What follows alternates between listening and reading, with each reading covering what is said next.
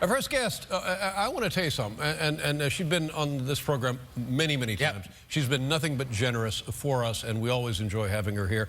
And when somebody has a career like this woman, and accomplished what this woman has had, and the ground that she had to break, and the pioneering nature of what she has done all her life, you sometimes forget about the big picture. But this woman has put together a 53-year career in broadcasting that is more than a career, certainly iconic, but greatly meaningful to American culture. Barbara Walters. Audience agrees.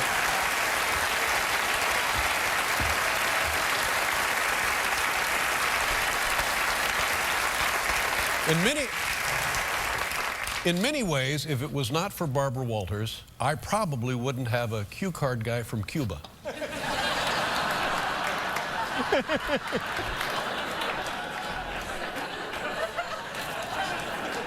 Ladies and gentlemen, here she is, the one, the only, Barbara Walters. Barbara.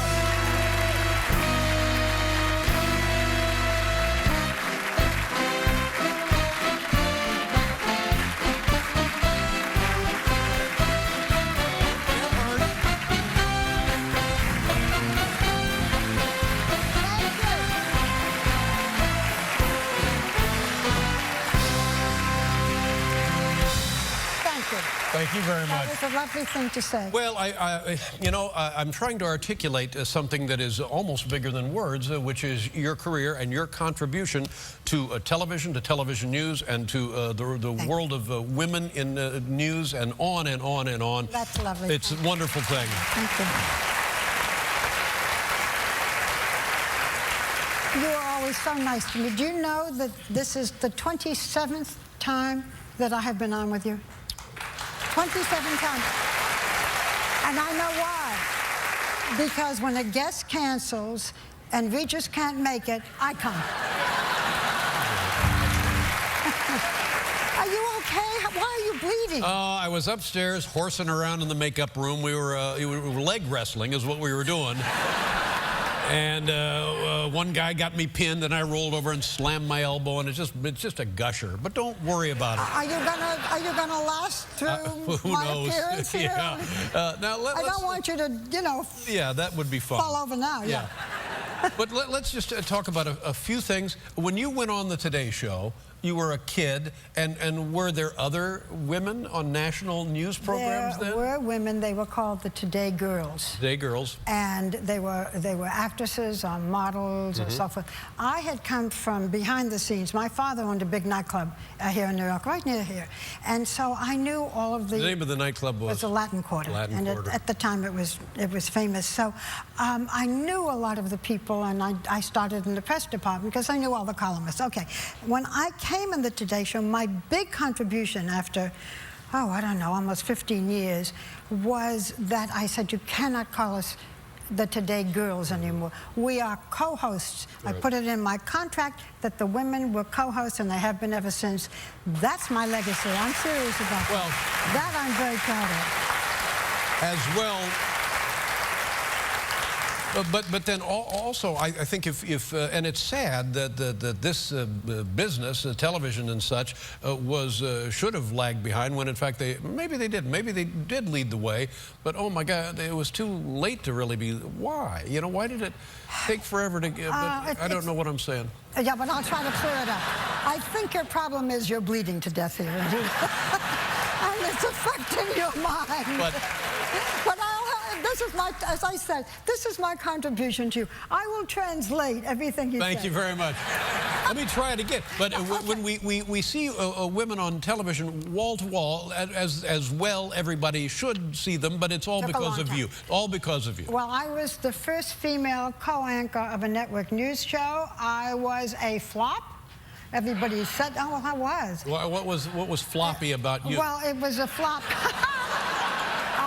Reasoner and I did it together. A, he didn't want a partner. B, he didn't want a woman. But that's when I went off more or less by myself and did the biggest interviews that I'd had. That's Fidel right. Now, Castro, who you make Now fun of, let me take some of these and talk about them, because we all know you from The View. We all know you from the Academy Award specials. Most fascinating. We would people like you on The View again. Yeah. Everybody hear me applaud so we can stop. Oh, it's hard to get.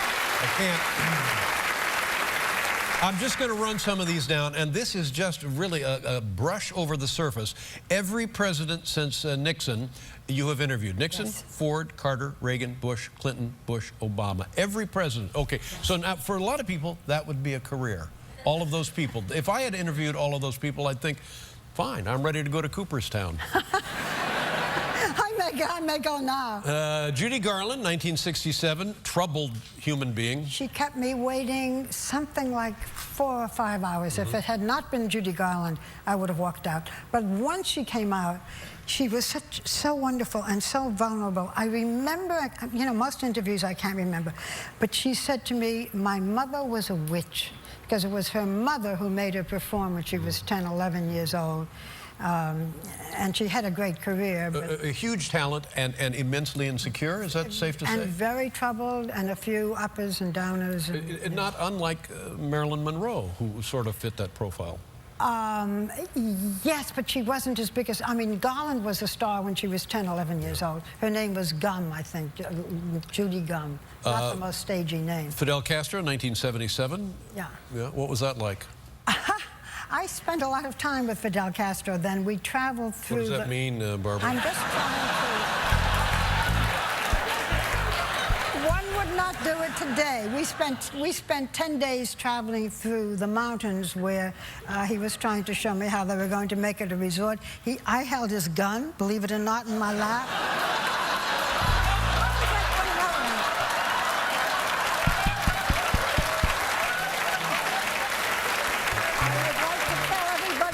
Segment has not been rehearsed. Well, let's move on, yes, Barbara, because... Let's get back to the president so I can have a little more decorum. The Shah of Iran. Now, looking back, a bad guy, Shah of Iran. Am I right about that? He did a lot of good things for the country, and he did a lot of good things for women in the country. But unfortunately, his, shall we say, Secret Service were a little too disciplined. And he was forced to leave the country, but look what happened since. It might have been we were better with him. Fully supportive of his regime in this country, right? We kicked him out. We helped kick him out. We helped to kick him. We didn't stand by him. We wanted him in, but then when it was time to go, we ushered him out. That's how the Americans work. That happens to a lot of us. Yeah. Anwar Sadat, Menachem Begin. I mean, this is a crazy list of the men and women that have shaped the history of this world. I think Anwar Sadat, who was the president of Egypt, and Menachem Begin, who was the prime minister of Israel, made peace in that country that exists until today. When people ask me, David, of everybody you've interviewed, oh, you know, who do you admire the most? It's the hardest thing to answer, but I do say Sadat because he changed the course of history, and we do not have men like that today. And what of the situation in Egypt now? A mess. You know, no, it is. And, you know, a dictatorship to a degree. We don't quite ourselves know how to treat it. And, you know, the Muslim Brotherhood is a problem. But, you know, this is not Meet the Press, is it? What did it say on the sign out front? Because it said, follow the blood. we'll be right back with Barbara Walters, everybody.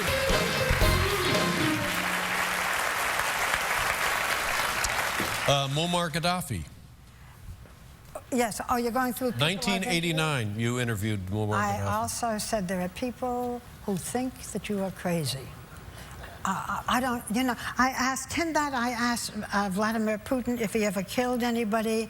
I have no courage in my everyday life, but somehow when I'm interviewing people, I can ask those questions. I asked Boris Yeltsin if he drank too much.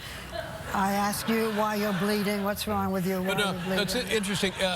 Two things come to mind here. Because having that person there and knowing the responsibility of holding his feet to the fire, his or her feet to the fire, you feel empowered to just walk right into the and then ask those questions. Now, what did Putin say when you said, have you ever killed anybody? He said, no, that was not. He was with the KGB. He sort of said, that's not my department. You know, that's not the area in which we do that. But there are certain questions that I just feel you have to ask. And you have to take a deep breath and ask them. As I said, and you know, I don't know, you know, I know that you're different when you're behind this desk than you are in your private life. I won't describe him in his private life. He's much shyer, as you know, and quiet. But I know that I am different when I'm doing interviews. I have a courage I don't have ordinarily. That's right, but it's that's the burden of your position. You have to find the truth. You have to seek the truth and ask the difficult questions. There are a couple of people I would still like to interview before I leave. One is the Pope. He's never done an interview. Neither have other popes before. You know, the Pope was here Tuesday. You're talking about the Pope? The Pope. He was here Tuesday. Not Peter Pope, the Pope. Okay. And the other one who has never, not there are others, but the Queen of England has never done an interview. Right. And so people have said to me, does she know that this is your last year? And I thought, yeah, I can just see the Prime Minister saying to her, you know, Your Majesty, it's Barbara Walters' last year. And somebody at ABC said to me, maybe they will. Maybe she, I mean, it's insane. The Queen, no, it's her last year. The Queen says, who cares? Now, here's something that we were discussing earlier today. Bill Clinton, second term in office, and there was difficulty, scandals, and the other name at the heart of this was Monica Lewinsky. Yes. You interviewed her in 1999. Give you an idea of the power that this woman here has during her career over this country. That interview was seen by 74 million people. It is 74, that's Super Bowl numbers, 74 million people. It is still, David, the highest rated interview of all time. I just want to say something about Monica Lewinsky, and I did not know that you were going to bring it up. Without going through the whole history of why she did it, but first of all, after I did the interview, do you know what I got the most phone calls about? What color was her lip gloss? I'm not kidding. That's what most people wanted to know.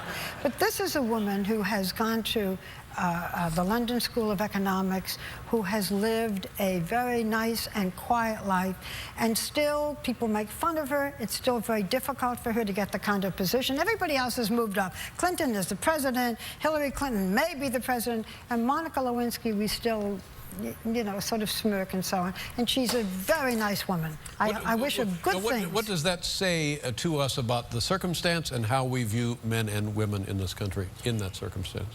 Well, you know, we can make jokes about women. We don't do them in the same way. I mean, look, I mean, we're talking about Clinton. Everybody has forgotten it, as they should. And this is a woman who has worked very hard and somehow or other has not, you know, nobody wants to hire Monica. Who's working for you? Monica Lewinsky? Ah, you know. And that's wrong, because she's a very capable and nice woman. She was young, she made a mistake.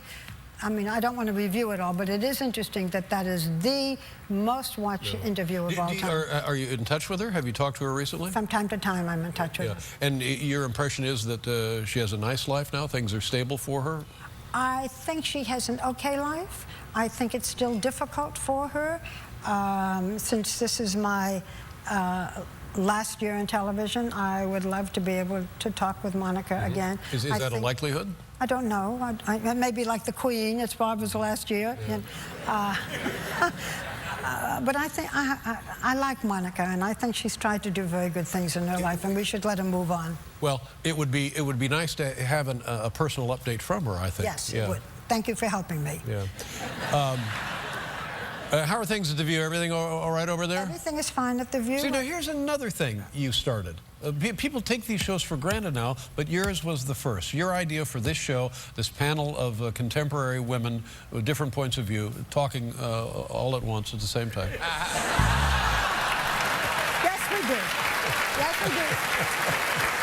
And we have other shows now that are imitating us. That's right. That are also doing. Yeah, a half a dozen shows like this, but again, that's that's like an asterisk along the way that you've started. Well, that's nice, because most of us, you know, are not able to produce or have other shows. Bill Getty and I do it, and I'm very proud of it. And it's been we start our 17th year. I thought it would last a year or two. Yeah, everybody, but 17 years.